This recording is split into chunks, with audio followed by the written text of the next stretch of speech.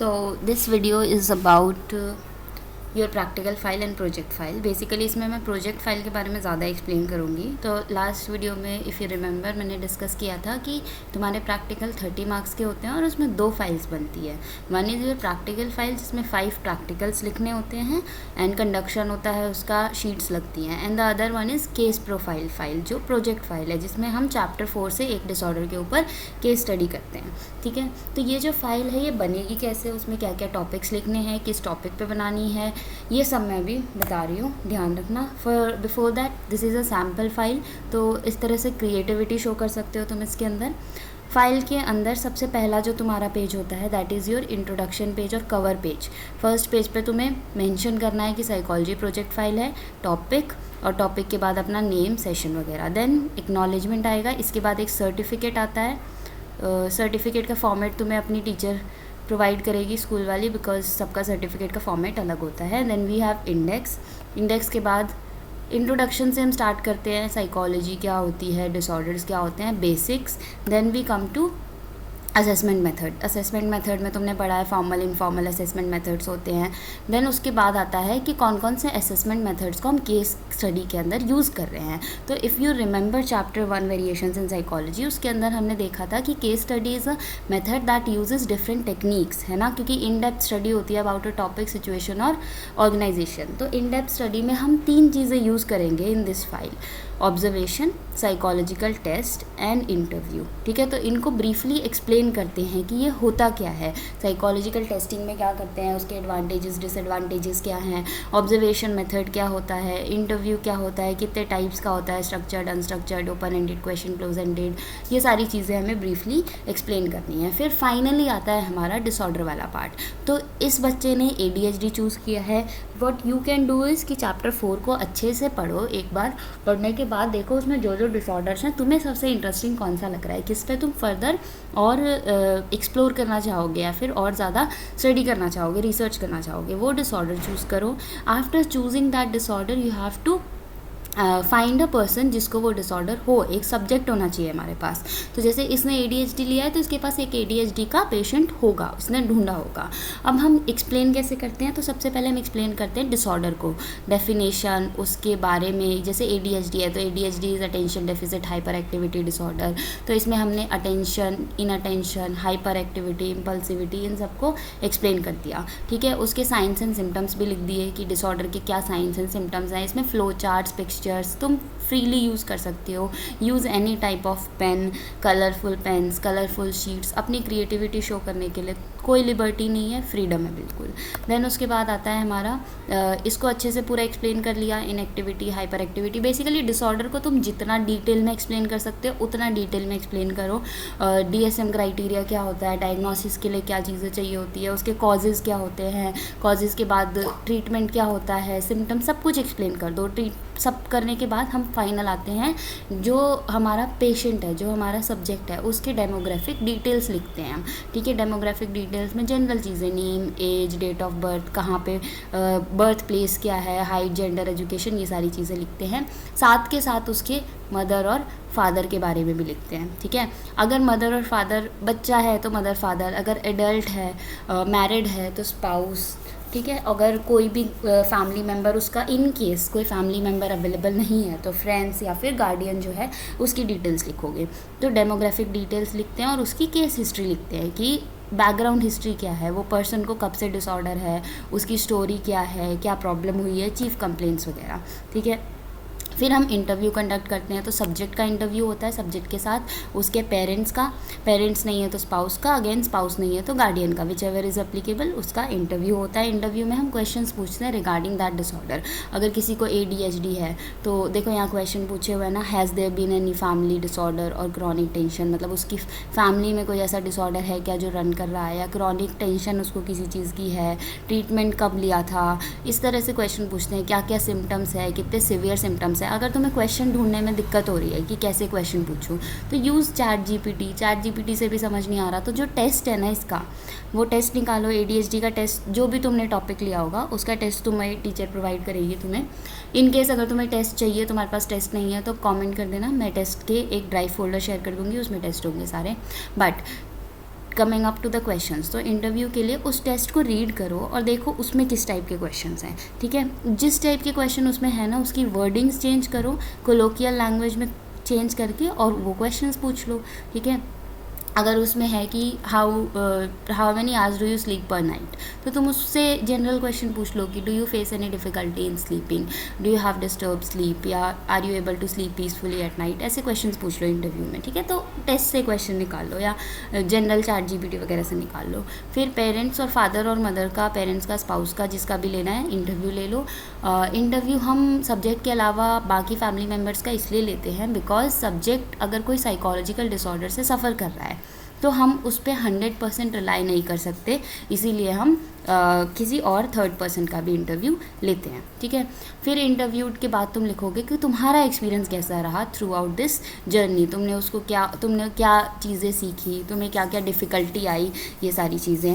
Then ये headings हैं, इसके अलावा और भी पेजेस आते हैं आगे, बट ये एक सैम्पल था तो पूरी फाइल नहीं है। ये तुम्हें ये सारी हेडिंग्स अपनी फ़ाइल के अंदर इंक्लूड करनी है। अब इसमें कितना लिखना है, किस तरह से लिखना है, फ्लो चार्ट्स यूज़ करने हैं, डायग्राम्स यूज़ करने हैं, वो तुम्हारी मर्ज़ी है। सबसे पहले स्टार्ट करोगे तुम डिसऑर्डर से पहले केस स्टडी मेथड को एक्सप्लेन करोगे। केस स्टडी मेथड क्या होता है, उसमें कौन कौन सी टेक्निक्स यूज़ होती है, तो अभी बताया कि उसमें इंटरव्यू यूज़ होता है, साइकोलॉजिकल टेस्टिंग यूज़ होती है, ऑब्जर्वेशन यूज़ होती है, और इन सब के एडवांटेजेस डिसएडवांटेजेस ये सारी चीज़ें लिखते हैं। फिर हम क्या करेंगे, इंट्रोड्यूस करेंगे थर्ड पेज पे, थर्ड पेज नहीं मतलब जितने भी पेजेस पे शुरू के 2 टॉपिक आ गए उसके बाद नेक्स्ट पेज पे डिसऑर्डर को एक्सप्लेन करेंगे। डिसऑर्डर को एक्सप्लेन करने में उसको जितनी डिटेल में एक्सप्लेन कर सकते हो उतना अच्छा है। उसके types, explanation, definition, symptoms, treatment, causes, सब कुछ लिख दो। फिर सब्जेक्ट की डेमोग्राफिक डिटेल्स लिखो। डेमोग्राफिक डिटेल्स मतलब उसके बारे में इंफॉर्मेशन, उसके पर्टिकुलर्स। देन उसके पेरेंट्स, स्पाउस या गार्डियन, जो भी यहाँ पे अप्लाई हो रहा है, बच्चा है तो पेरेंट्स, टीनेजर है बच्चा है, स्पाउस अगर एडल्ट है, मैरिड है, और गार्डियन अगर उसका कोई इमीडिएट फैमिली मेम्बर नहीं है तो, ठीक है। देन उसके बाद प्रेजेंटिंग कंसर्न, कि क्या उसको प्रॉब्लम है, उसकी चीफ कंप्लेन क्या है, तो ऑब्वियसली जो डिसऑर्डर तुमने लिया है चीफ कंप्लेन भी उसकी वही होगी। देन उसकी हिस्ट्री लिखो कि प्रीवियस कोई ट्रीटमेंट ली है उसने, नहीं ली है, थेरेपी ली है, नहीं ली है, कब से शुरू हुआ था, ये सारी चीज़ें, family history, family relationship, briefly लिखनी है ये चीज़ें। देन इंटरव्यू लिखो सब्जेक्ट के साथ और उसके फैमिली के साथ। एंड लास्ट हमारा आता है साइकोलॉजिकल टेस्ट। सो ADHD का जो टेस्ट था वो ऐसे शीट होती है, उस पर क्वेश्चंस होते हैं, यहाँ लिखा होता है टेस्ट एंड देन क्वेश्चंस होते हैं। वो शीट तुम्हें प्रिंट करनी है, प्रिंट करके उस पर्सन को देनी है उसको सॉल्व करने के लिए, मतलब आंसर करने के लिए। अगर वो पर्सन बहुत ज़्यादा कि ऐसा कोई डिसऑर्डर लिया है तुमने जिसमें वो पर्सन रीड ही नहीं कर सकता या समझ ही नहीं सकता, उसकी कॉग्निटिव एबिलिटीज़ बिल्कुल ही इम्पेयर्ड है, तो या तो किसी फैमिली मेम्बर से करा लो या तो तुम खुद ही ऑब्जर्व करके और इन सिम्टम्स के आंसर्स लिख दो, ठीक है। अब उस शीट के प्रिंट आउट को जब तुमने कर लिया फिर उसकी स्कोरिंग करके और इसको हम फाइल के एंड में अटैच करते हैं। जितनी भी पेजेस का टेस्ट होगा, जैसे स्किज़ोफ्रेनिया का टेस्ट है वो काफ़ी लंबा है तो वो पूरा का पूरा अटैच होता है फाइल के अंदर। ADHD का है वो छोटा है, DSM उसका डिप्रेशन का है तो वो भी बहुत छोटा है। तो छोटे छोटे टेस्ट तो 2-3 पेज में आ जाएंगे, जो बड़े बड़े हैं 15-20 पेजेस के, 30 पेजेस के टेस्ट हैं वो भी पूरे अटैच होते हैं। तो साइकोलॉजिकल टेस्ट में करते क्या हैं, वैसे तुम्हें 2 टेस्ट करने होते हैं, 2 इन द सेंस कि एक तो डिसऑर्डर वाला कर लिया, किसी को डिप्रेशन है तो एक तो डिप्रेशन का टेस्ट कर लिया, यूजुअली हम BDI कर लेते हैं, बैक डिप्रेशन इन्वेंटरी, ठीक है। इसके अलावा एक और टेस्ट करते हैं कोई तुम्हारे जो प्रैक्टिकल में से है, बट वो ऑप्शनल है, मर्जी ये करना है कर लो, नहीं मर्जी मत करो। अब टेस्ट वाले पार्ट में हमें सब हेडिंग्स लिखनी होती है। सब हेडिंग्स क्या क्या लिखनी होती है, एम, सपोज तुम डिप्रेशन का टेस्ट कर रहे हो तो क्या लिखोगे, that aim of the test was to assess or measure the depression level of the subject, ठीक है, ऐसे एम लिख दिया। मटेरियल रिक्वायर्ड में क्या आएगा, टेस्ट, एक तो तुम्हें टेस्ट की मैनुअल चाहिए, पेंसिल चाहिए, इरेजर चाहिए, तो वो मटेरियल रिक्वायर्ड में लिख दिया। प्रिकॉशंस की सारे आइटम्स आंसर्ड होने चाहिए, फोर्स नहीं करना उसको, विलिंगली ले रहा हो टेस्ट, नॉइस फ्री एनवायरनमेंट हो, वेल लिट एनवायरनमेंट हो, सब्जेक्ट कंफर्टेबल हो, तो ये सारी हम चीज़ें प्रिकॉशन में लिखते हैं।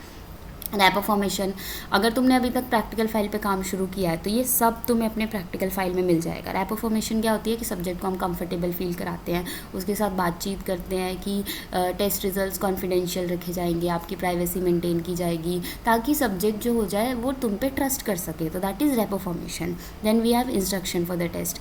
सारे टेस्ट जो होते हैं ना उसमें क्वेश्चन अलग अलग होते हैं, किसी में ऐसे नंबर स्केल होता है कि 1 to 5 तुम्हें रैंकिंग करनी है, किसी में येस नो मे बी वाला होता है, किसी में टिक बॉक्स होते हैं, तो तुम्हें एक्सप्लेन करना है कि टेस्ट में उसको क्या करना है, कैसे करना है। तो उसके लिए पहले टेस्ट तुम्हें खुद भी समझना पड़ेगा।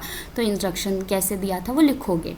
देन एडमिनिस्ट्रेशन की टेस्ट कैसे एडमिनिस्टर किया, subject was called in the lab, the subject was given the test, ऐसे करके लिखोगे। Then you have introspective and verbal report. Introspective and verbal report में हम लिखते हैं कि सब्जेक्ट को कैसा लगा वाइल टेकिंग द टेस्ट। तो जब सब्जेक्ट अपना टेस्ट करके तुम्हें दे दे तो तुम उससे पूछोगे कि हाउ डिड यू फील, आपको कैसा लगा, कोई फीडबैक कुछ, और वो जो बोलेगा ना उसको as it is verbatim form में, as it is dialogue form में हम लिख देते हैं इंट्रोस्पेक्टिव रिपोर्ट में। देन उसका बिहेवियरल रिपोर्ट। बिहेवियरल रिपोर्ट मतलब तुमने क्या ऑब्जर्व किया। मे बी सब्जेक्ट ने तुम्हें बोला कि the test was very easy, मुझे बहुत अच्छा लगा, मुझे अपने बारे में जानने को मिला, ठीक है, और आई वॉज़ वेरी कंफर्टेबल, बहुत सिंपल सा था। बट तुमने ऑब्जर्व किया कि वो काफ़ी सोच रहा है, वो कंफ्यूज हो रहा है, वो थोड़ा स्वेट कर रहा है, तो तुम लिखोगे ना कि he was anxious while taking the test, और या he was not comfortable, uncomfortable.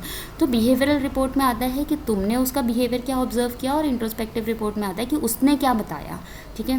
Then we have result and interpretation. जो टेस्ट लिया है उसने, उसका रिजल्ट की टोटल स्कोर आया, सपोज 30 में से उसका 23, तो टेस्ट के अकॉर्डिंग उसका क्या मतलब है, हाई डिप्रेशन है, लो डिप्रेशन है, जो भी है वो चीज़ लिखोगे यहाँ पे। रिजल्ट में एज इट इज स्कोर लिख देगी कि the subject has scored this on this scale, so and so on this scale. And then interpretation की the score shows high level of depression, या माइल्ड डिप्रेशन, या moderate depression, या severe depression.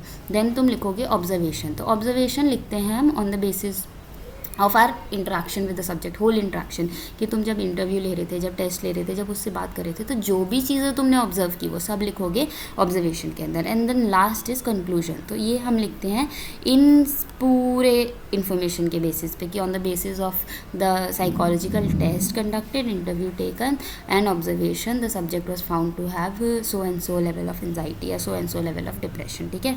और last में response sheet लगा दोगे। And last is reference. References भी लिखते हैं हम कि रेफरेंस कहाँ से तुमने ये फाइल बनाई है, क्या क्या मटेरियल कहाँ से उठाया है, ठीक है। एनसीईआरटी हो गई, टेस्ट मैनुअल हो गया, वेब सोर्सेज, जो भी जहाँ से भी रेफरेंस लिया है उसको सबको यहाँ पे लिख दोगे, बिब्लियोग्राफी टाइप ऑफ। तो ये तुम्हारी हेडिंग्स प्रोजेक्ट फाइल के अंदर आनी चाहिए। अब समथिंग पॉइंट्स जो तुम्हें इसमें ध्यान रखना है, प्रोजेक्ट फाइल में कोई भी शीट यूज़ कर सकते हैं हम। प्रोजेक्ट फाइल A4 शीट पे बनती है, कोई भी sheet in the sense colourful, black and white, ruled white sheets, unruled white sheet, तुम कुछ भी यूज़ कर सकते हो। क्रिएटिविटी तुम्हारे ऊपर है, जैसे करना है वैसे करो। ऑब्वियसली अपने स्कूल की टीचर से गाइडेंस ले लेना, उन्होंने क्या बोला है, उन्होंने क्या इंस्ट्रक्शंस दिए हैं, उसको फॉलो करना। बट जब प्रैक्टिकल फाइल की हम बात करते हैं ना, ये अलग है और प्रैक्टिकल फाइल अलग है। तो प्रैक्टिकल फाइल हमेशा हमारी सिर्फ ब्लैक एंड वाइट शीट्स पे बनती है, जो रूल्ड होती है, बोथ साइड रूल्ड होती है, और उस पर हम कलर पेन्स यूज़ नहीं करते, सिर्फ ब्लैक एंड ब्लू पेन्स का यूज़ करते हैं। Black for heading, blue for content, ठीक है। तो don't confuse, project file creative बनानी है, प्रैक्टिकल फाइल सिंपल बनानी है, ब्लैक वाइट पेजेस पे ब्लैक एंड ब्लू पेन के साथ, right. So this was all about your project. In case कोई डाउट है, कोई मटेरियल नहीं मिल रहा, कोई इन्फॉर्मेशन नहीं मिल रही, कोई सोर्स ऑफ इन्फॉर्मेशन के बारे में पूछना है तो मुझे बताओ, I will try to answer your questions. That's it.